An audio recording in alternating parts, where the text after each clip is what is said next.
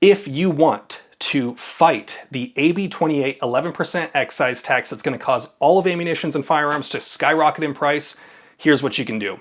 AB28, it goes into effect July 1st, and it is likely going to massively impact both the consumer, that's you, and the firearms retailers in the state of California. We're going to see a huge tax increase. This is huge. A lot of people have been asking, why hasn't anyone sued on this yet? We'll talk about that. A lot of people have been asking, what can we do to stop this? We will talk about that. AB28 is a huge impact to the average consumer that does not have loads and loads of disposable income. This is a bill that's going to impact gun stores as well. This is a bill that creates gun violence prevention programs that are going to be funding gun violence prevention, because you, me, the average gun owner, the reason things are bad and violence is so prevalent in certain ways in certain areas is because I own a gun. It's actually my fault. It's actually no, it's your fault, really. Well, that's what they think. So 11% of all sales on firearms and ammunition and firearm precursor parts in the state of California as of July 1st will be taxed 11%, an 11% excise tax. That is going to be passed on to you. Let's talk about it. But before we do, a quick message from our sponsor. Now, if you look at this AR, detachable magazines. This magazine is over 10 rounds, and this is legal in the state of California. This uses the Ashford bolt retention system. What this does is it converts your gun to non-semi-auto, locking the bolt back on each shot.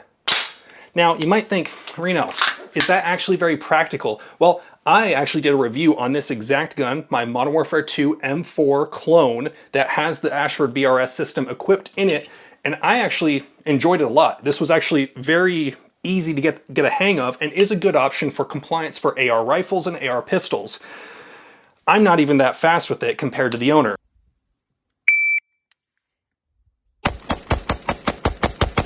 So if you live in the state of California and you want an AR-15 and you want to keep your features and use your legally acquired Freedom Week magazines, Ashford BRS is the way to do it. It's made in America, designed in America.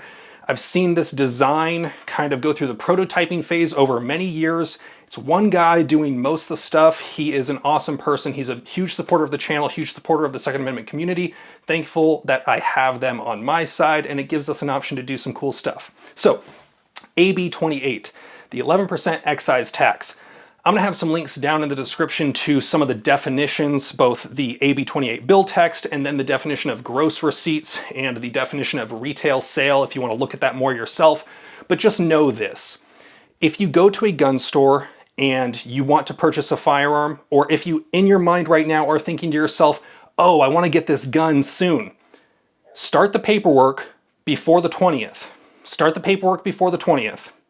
Because if you pick up that gun after July 1st, you're gonna see an 11% increase on that cost, 11% minimum.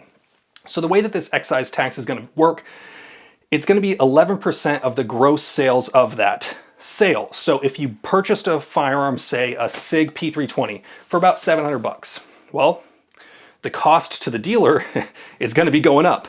And I would like to assure you, the margin on firearms in the state of California especially is not big enough to take an 11% loss.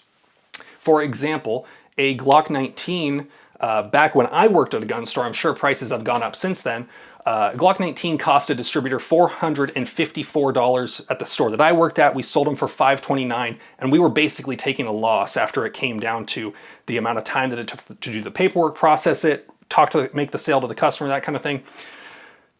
There's not a huge markup on firearms in the state of California, and ammunition is the same way. Oftentimes we were purchasing ammo from distributors at $1 per box less than you could buy it online from places like PSA. So there's not a whole lot of money in guns and ammunition. I know it might seem like that. You might be thinking, this gun store is ripping me off. Some of them are. Some gun stores are ripping you off. But the good ones, the shops that I shop at, they're not ripping you off. They're not making a whole lot of money on that.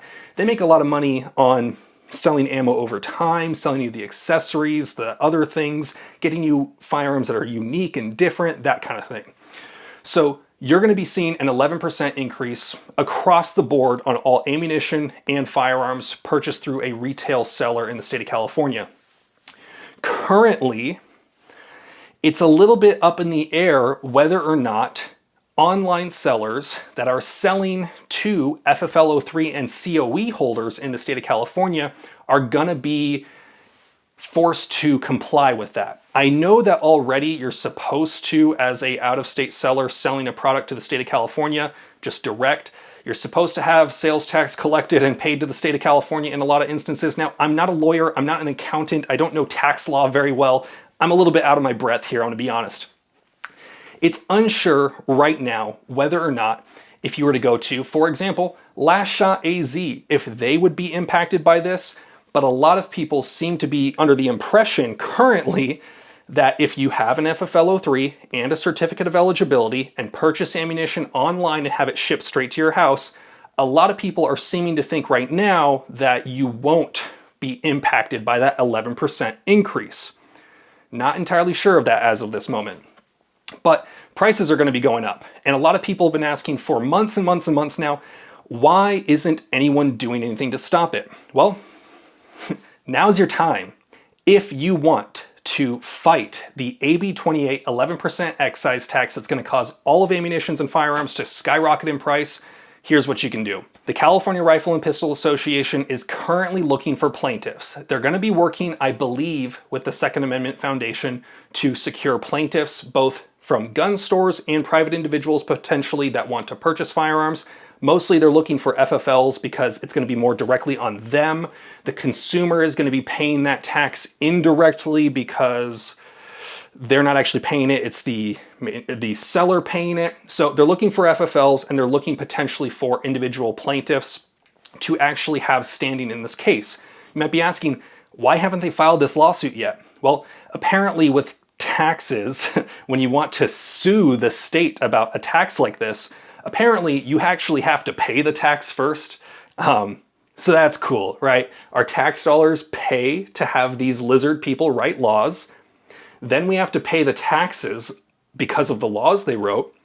Then we have to pay nonprofit organizations to fight these laws in court, at which point our tax dollars then are paying the state's lawyers to defend those laws. So you're getting taxed all about the process, which is great, right? Well, thankfully, the CRPA and its relationship with Michelle and Associates, the law firm, they're able to do a whole lot more with your money that you donate to them because Michelle and Associates does a lot of that work, or almost all of the work for the CRPA, at a significantly reduced cost than a typical law firm would have to charge because Chuck Michelle of Michelle and Associates is in charge of the CRPA. They kind of go hand in hand. It's like it's two slices of bread for the same. I don't know. I don't have a good analogy for that. I'm kind of just talking off my ass right here. Anyways, if you want to support, you can do two things. You can donate to the CRPA. And if you are interested in being a plaintiff, you can go to the CRPA's website and sign up to be a plaintiff, a potential plaintiff. If you match their qualifications of what they're looking for, they'll maybe ask you some questions.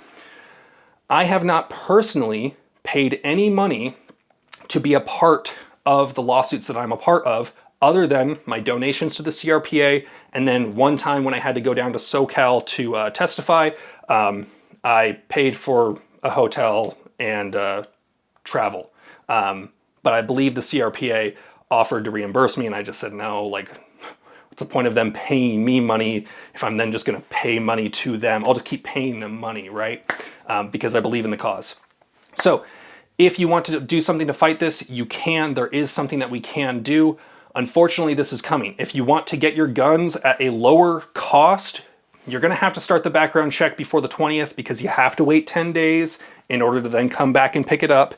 If you pick the gun up after July 1st or on July 1st, unfortunately, that 11% tax is going to have to be collected, which means it's going to be passed on to you. So, I think that this is a huge deal. I unfortunately foresee a lot of businesses that were kind of teetering on whether or not they could survive closing, because if it costs more, less is going to be sold. I think that's like basic supply and demand. Maybe it won't end up mattering that much because to some people, guns are essential purchases that happen frequently. But for the average consumer, I see a lot of people purchasing, or I foresee a world where people purchase significantly less because things cost significantly more. So let me know what you think down below. You guys know the drill. Have fun, be safe, stay dangerous. Peace.